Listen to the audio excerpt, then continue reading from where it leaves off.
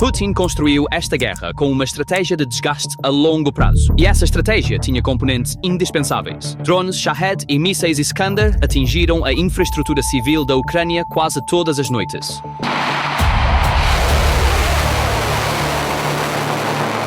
Redes elétricas, estações de tratamento de água, hospitais. Esses ataques foram o pilar mais sombrio e consistente da guerra, e Putin planejou sustentá-los por anos. Caças furtivos. Su-57 lançaram mísseis de longa distância. Tu-142S comunicaram-se com submarinos nucleares. Aeronaves de alerta antecipado. As 50 serviram como os olhos no céu. Estas eram as joias da coroa de Putin, muito caras para serem reproduzidas, e as únicas chaves para sustentar a guerra. Putin moveu todas elas, incluindo as instalações de produção, para longe das linhas de frente, para pontos que ele acreditava que a Ucrânia nunca poderia alcançar, estendendo-se desde além dos Urais até a Sibéria. Mas a Ucrânia os caçou nos buracos onde estavam escondidos, e na noite de 10 de junho, a Ucrânia atingiu a própria fábrica que produz todas essas armas raras e inestimáveis com mísseis de cruzeiro Flamingo.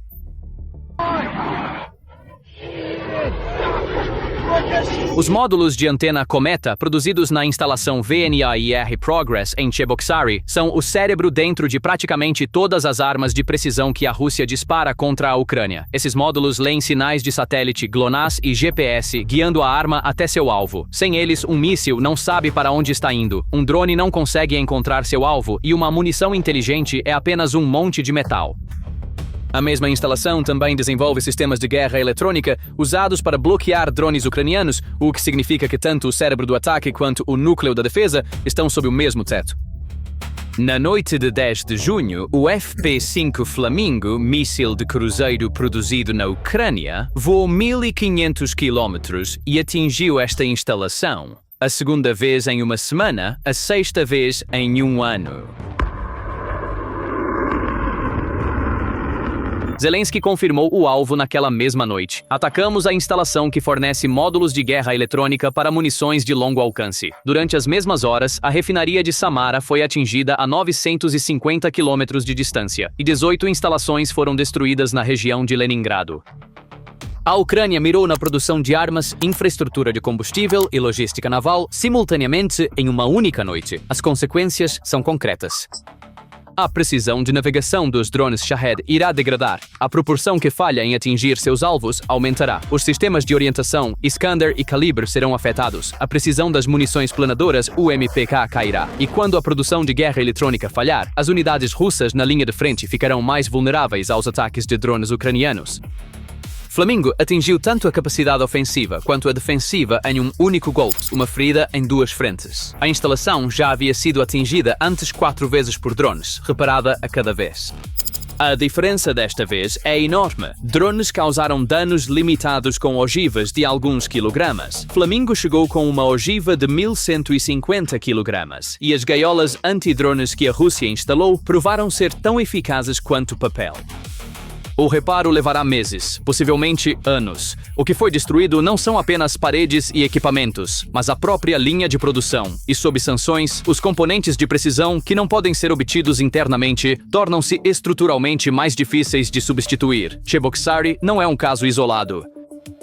Toda a estratégia de esconder e realocar de Putin está desmoronando, e o cronograma desse colapso conta toda a história. Em 2024, o alcance operacional dos drones da Ucrânia era de aproximadamente 1.000 quilômetros. Putin deslocou seus ativos valiosos algumas centenas de quilômetros para o leste. Ele achou que era suficiente. Em 2025, o alcance ultrapassou 1.500 quilômetros. Putin os moveu ainda mais para trás. Em 2026, o alcance superou 2.000 quilômetros e com o míssil de cruzeiro Flamingo alcançou 3.000.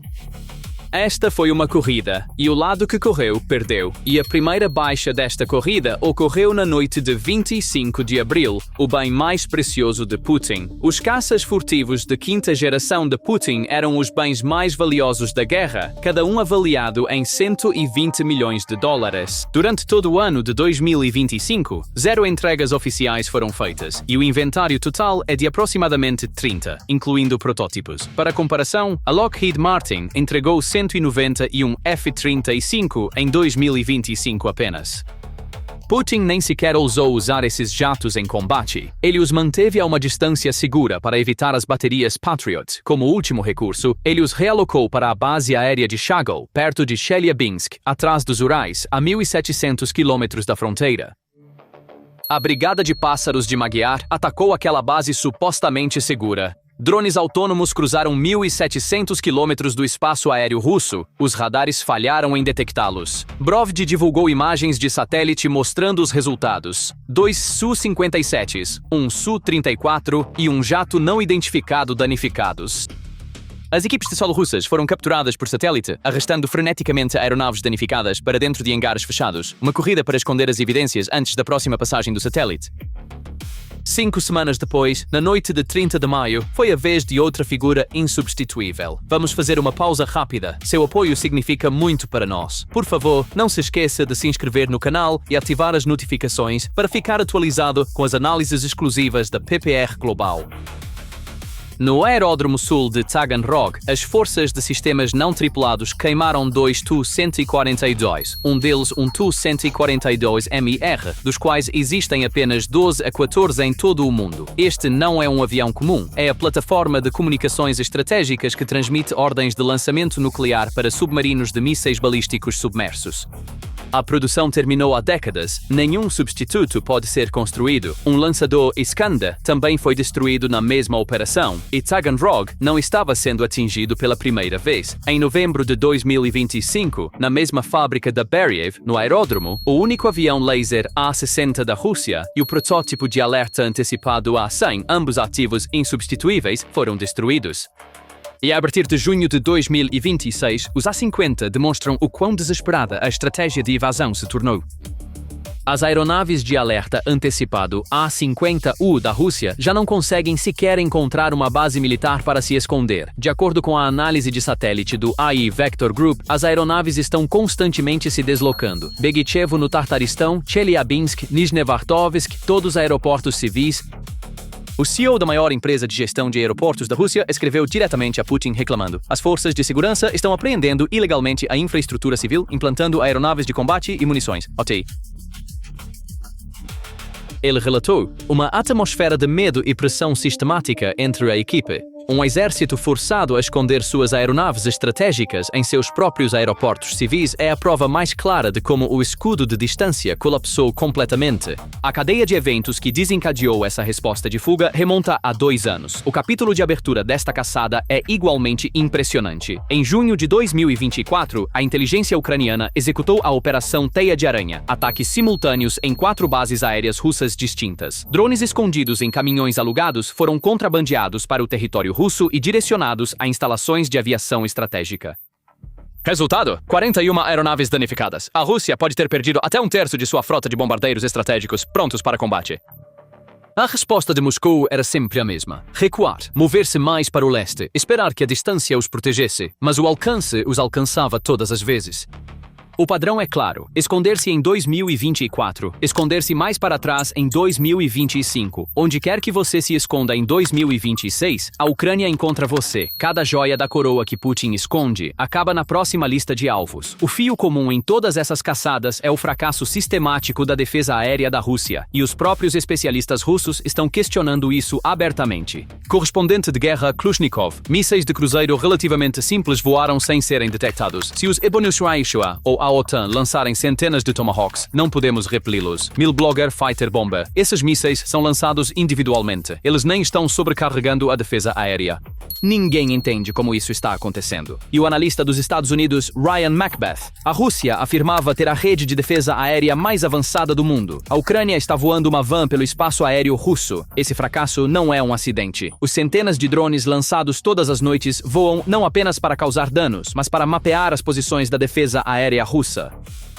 Inteligência acumulada ao longo de semanas revela lacunas, e quando essas lacunas se alinham com um alvo crítico, o flamingo é lançado. Não é fogo às cegas, são ataques de precisão guiados por inteligência. O próprio flamingo redefine o conceito de distância. 3.000 km de alcance, 20% mais longo que o Tomahawk. Uma ogiva de 1.150 kg, 3,7 vezes mais pesada que a do Tomahawk.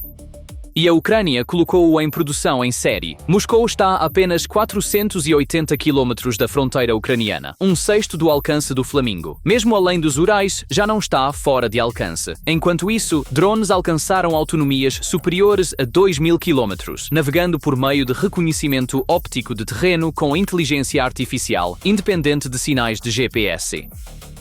Os bilhões de rublos que a Rússia gastou em bloqueadores de GPS são inúteis contra esses sistemas. Para entender a escala dessas perdas, observe a capacidade de produção da Rússia. Su-57. O contrato de 2019 previa 76 aeronaves até 2027. No início de 2026, o inventário total é de aproximadamente 30, incluindo protótipos. 0 entregas oficiais em 2025. Taxa de produção de 4 a 8 por ano. E caindo à medida que as sanções ocidentais bloqueiam os componentes eletrônicos críticos que esses jatos necessitam. A comparação é implacável. Os Estados Unidos entregaram 191 F-35 em 2025. O que a Rússia produz em 4 anos, os Estados Unidos produzem em 3 semanas. Tu-142, a produção terminou há décadas. Restam apenas 12 a 14 Tu-142MR no mundo. Um foi perdido em Taganrog.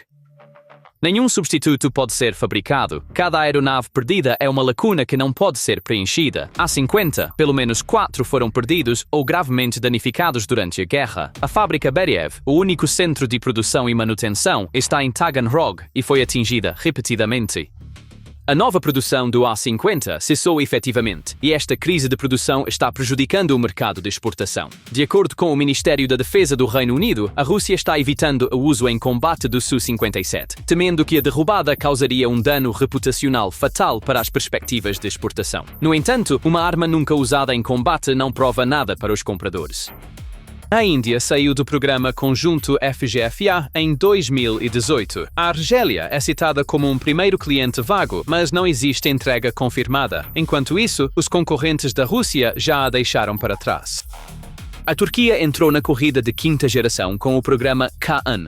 Voos de teste concluídos, produção em série se aproximando. Uma parte significativa do motor do Kaan e componentes críticos de engenharia estão sendo co-desenvolvidos com a Ucrânia, Motor-Sich e Ivchenko Progress, entre os fabricantes de motores de aviação mais estabelecidos do mundo desde a era soviética.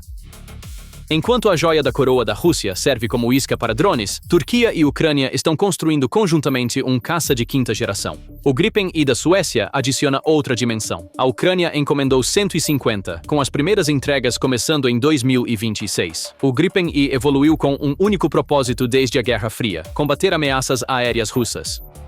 Armado com o míssil ar-a-ar mais avançado da Europa, o Meteor, com um perfil impulsionado por ramjet inescapável que excede 100 km de alcance, representa uma ameaça direta a todas as aeronaves de combate russas, incluindo o Su-50 e Set.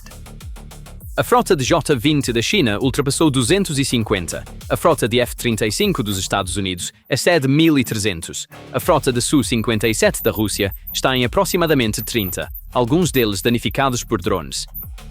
Provavelmente esta não era a imagem que Putin tinha em seus cálculos estratégicos, suas joias da coroa servindo como isca para drones enquanto seus concorrentes já o esmagaram. Por 4 anos, Putin usou a profundidade da Rússia como sua maior vantagem. Ele escondeu suas joias da coroa, realocou fábricas, fez da distância seu escudo. A Ucrânia quebrou esse escudo. Os Su-57 foram caçados a 1.700 km de distância e não há capacidade de produção para substituí-los. Os Tu-142MR foram queimados em Taganrog. Restam apenas 12 no mundo sem fábrica para construir mais. Os A-50 foram forçados a se abrigar em aeroportos civis. A fábrica de cérebros de armas foi atingida pela 6ª vez. As gaiolas antidrones provaram ser tão eficazes quanto papel. E enquanto a Ucrânia fazia tudo isso, forjou alianças de quinta geração com a Turquia e a Suécia, colocou o Flamingo em produção em série e ampliou o alcance dos drones para 3.000 km. A distância já não é mais um escudo, não há mais lugar seguro na Rússia, e as joias da coroa de Putin estão queimando uma a uma, deixando lacunas que nunca poderão ser preenchidas. Continuaremos acompanhando esses desenvolvimentos. Inscreva-se no canal para mais. Obrigado por assistir. Chegamos ao fim do nosso vídeo, mas nossa análise não para aqui. Se você gostaria de ouvir esses relatórios aprofundados da PPR Global, que cobrem desenvolvimentos globais com a facilidade de um podcast durante suas longas viagens de carro ou pausas diárias, convidamos você a visitar nosso canal no Spotify. Siga nossa conta no Spotify agora mesmo através do link na seção de descrição e nunca perca o que está acontecendo no mundo, não importa onde você esteja ou qual seja a circunstância.